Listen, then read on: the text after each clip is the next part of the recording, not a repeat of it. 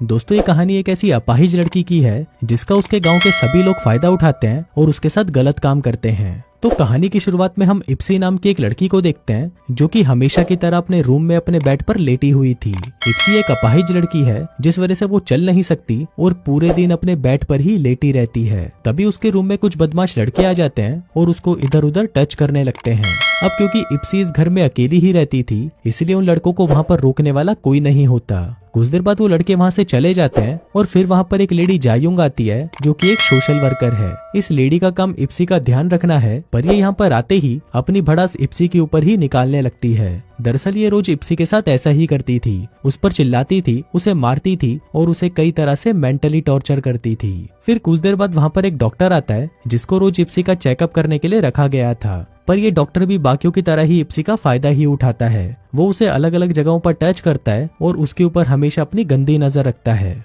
पर इप्सी बेचारी बेसहारा थी, इसलिए वो चुपचाप ये सब सहती रहती है। दूसरी तरफ जो सोशल वर्कर है वो एक मॉडल बनना चाहती थी और वो डॉक्टर उस सोशल वर्कर को बड़े बड़े झूठे सपने दिखाकर रोज उसके साथ वहाँ पर इंटीमेट होता था। वहीं इप्सी भी ये सब होते हुए देख रही होती है, पर वो कुछ नहीं कर पाती। फिर कुछ देर बाद वहाँ पर मिस्टर सिन आते हैं जो कि एक लोकल चर्च के ऑफिसर हैं और इप्सी की पूरी जिम्मेदारी इन्हें ही दी गई है, जिस वजह से ये रोज यहाँ पर आकर इप्सी को चेक करते हैं। अब इन सब लोगों के साथ इप्सी अपनी जिंदगी को काट रही होती है, लेकिन एक दिन अचानक एक आदमी इप्सी के घर में आ जाता है। ये आदमी बोल नहीं सकता, पर ये इप्सी का ख्याल रखने लगता है। ये उसे खाना खिलाता है, नहलाता धुलाता है और उसकी देखभाल करता है। अब ऐसे ही कुछ दिन ये सब चलता रहता है और फिर कुछ दिनों बाद जब वो डॉक्टर और सोशल वर्कर इप्सी से मिलने उसके घर पर आते हैं तो उन्हें पता चलता है कि ये आदमी इप्सी का अंकल है। ये आदमी बचपन में ही अपना घर छोड़कर चला गया था जब इप्सी बहुत छोटी थी। फिर जब कुछ सालों बाद ये वापस आया तो इप्सी के फादर और उसके दादा की मौत हो चुकी थी और अब कुछ दिनों पहले ही इसको एक गंभीर बीमारी हो गई, जिस वजह से इसको जेल से रिहा कर दिया गया।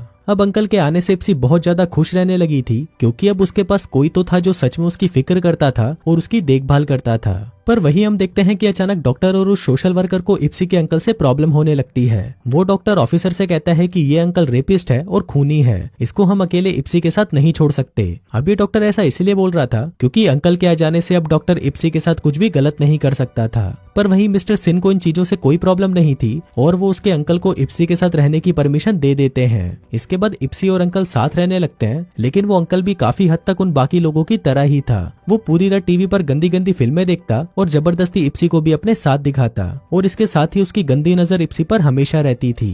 फिर एक दिन एक पुलिस ऑफिसर इप्सी के घर पर आता है और अंकल को कहता है कि तुम्हारे घर से हरासमेंट की एक कंप्लेन आई है। अब इस सबसे हमको पता चलता है कि ये अंकल जिस मर्डर और रेप के जुर्म में जेल में गया था वो सब इसने इप्सी की मॉम के साथ किया था। फिर वो पुलिस ऑफिसर उसे धमकी देता है कि मैं इप्सी को बता दूंगा कि तुमने ही उसकी मॉम का मर्डर किया है। अब अंकल ये नहीं चाहता था कि इप्सी को ये बात पता चले, इसलिए वो इप्सी को बिना कुछ बताए उस घर को छोड़कर वहाँ से चला जाता है। फिर जब ये बात इप्सी को पता चलती है तो उसे बहुत ज्यादा दुख होता है और इसके बाद से उसकी लाइफ पहले जैसी हो जाती है और वो पूरे दिन सिर्फ अपने बेड पर ही लेटी रहती है। फिर एक दिन चर्च के फादर मिस्टर सिन इप्सी के पास आते हैं और उसे कहते हैं कि तुम्हारे डैड के मरने के बाद पूरे गांव की गंदी नजर तुम्हारी मॉम पर थी, क्योंकि वो दिखने में बहुत ज्यादा सुंदर थी। फिर एक दिन तुम्हारा अंकल वापस आ गया, जिस वजह से गांव वाले तुम्हारी मॉम के साथ कुछ नहीं कर पाए। इसके साथ ही मिस्टर सिन उसे ये भी बताते हैं कि मैं भी तुम्हारी मॉम को पसंद करता था, पर तुम्हारे अंकल के आ जाने से मुझे प्रॉब्लम होने लगी, जिस वजह से मैंने पूरे गाँव में ये अफवाह फैला दी कि तुम्हारी माँ एक बहुत ही गंदी औरत है जिसका गाँव के सभी मर्दों के साथ संबंध है। वहीं अंकल के भी तुम्हारी मॉम के साथ संबंध थे, जिसके कारण मुझे उनसे जलन होने लगी और फिर मैंने कुछ लोगों को भेजकर उनसे तुम्हारी मॉम के साथ गलत काम करवाए। फिर जब ये बात तुम्हारे अंकल को पता चली तो उन्होंने तुम्हारी मॉम को मार डाला। अंकल ने एक मफलर से इप्सी की मॉम का गला घोटकर उनको मार डाला था और वो मफलर आज भी वो अपने गले में पहनकर घूमता है। अब मिस्टर सिन पहले इप्सी की मॉम को पसंद करता था, पर अब वो इप्सी को पसंद करता है और उसके साथ इंटीमेट होना चाहता है। उसका ये प्लान काफी दिनों से चल रहा था, पर उसके अंकल के आ जाने से उसके सारे प्लान पर पानी फिर गया, जिस वजह से उसने उस दिन उस पुलिस ऑफिसर को भेजकर अंकल को यहाँ से भगा दिया। अब मिस्टर सिन अपने कपड़े उतारने लगता है क्योंकि वो इप्सी के साथ इंटीमेट होना चाहता था, लेकिन तभी वहाँ पर अंकल आ जाता है जो कि उसके घर के पास में ही घूम रहा था और उसने सब कुछ सुन लिया था। फिर ये दोनों यहाँ पर लड़ने लग जाते हैं और लड़ते लड़ते अंकल मिस्टर सिन को मार डालता है। फिर उसी रात इप्सी को एक सपना आता है जिसमें उसने एक मक्खी को खा लिया था जो कि उसके मुंह पर उड़कर उसे परेशान कर रही थी। फिर अगली सुबह हम देखते हैं कि इप्सी थोड़ी बदली हुई लगती है और फिर वो अंकल के साथ मिलकर एक प्लान बनाती है जिसमें जिन भी लोगों ने उसका फायदा उठाया वो दोनों मिलकर उन सभी को मार डालेंगे। फिर कुछ देर बाद जब वो सोशल वर्कर इप्सी को चेक करने आती है तो ये दोनों मिलकर उसको पकड़ लेते हैं। फिर थोड़ी देर बाद वो हरामी डॉक्टर भी वहाँ पर आ जाता है और वो देखता है कि इप्सी उसके सामने बिना कपड़ों के लेटी हुई होती है। अब ये देखकर वो डॉक्टर बहुत ज्यादा एक्साइटेड हो जाता है क्योंकि उसे इप्सी का फायदा उठाने का इतना अच्छा मौका जो मिल गया था। लेकिन तभी वहाँ पर अंकल आ जाता है और फिर इप्सी और अंकल मिलकर उस सोशल वर्कर और डॉक्टर को बांध देते हैं। फिर ये दोनों उस वर्कर को कहते हैं कि तुम्हारे पास दो ही ऑप्शन है, या तो खुद मर जा या फिर इस डॉक्टर को मार दे। अब उस वर्कर को अपनी जान की ज्यादा परवाह थी इसलिए वो उस डॉक्टर को मार डालती है। फिर कुछ देर बाद रात हो जाती है और रात को वही बदतमीज लड़के इप्सी का फायदा उठाने के लिए वापस उसके घर में घुस जाते हैं। पर फिर वो जैसे ही इप्सी के पास जाने लगते हैं तभी अंकल वहाँ पर आ जाता है और सभी को पीट पीट कर मार डालता है। फिर कुछ देर बाद वो पुलिस इंस्पेक्टर भी मिस्टर सिन को ढूंढता हुआ उनके घर पर आ जाता है, पर जैसे ही वो वहाँ पर अंकल को देखता है तो वो बहुत ज्यादा गुस्सा हो जाता है। वो सोचता है कि मैंने तो उसको भगा दिया था, ये वापस कैसे आ गया। अब यहाँ पर हम व्यूवर्स को ये भी पता चलता है कि इप्सी जब बहुत छोटी थी तो ये पुलिस इंस्पेक्टर भी उसका फायदा उठाया करता था। अब अंकल उसे भी मारने लगता है लेकिन तभी पुलिस इंस्पेक्टर की गन से गोली चलती है और वो गोली सीधा जाकर उस वर्कर को लग जाती है।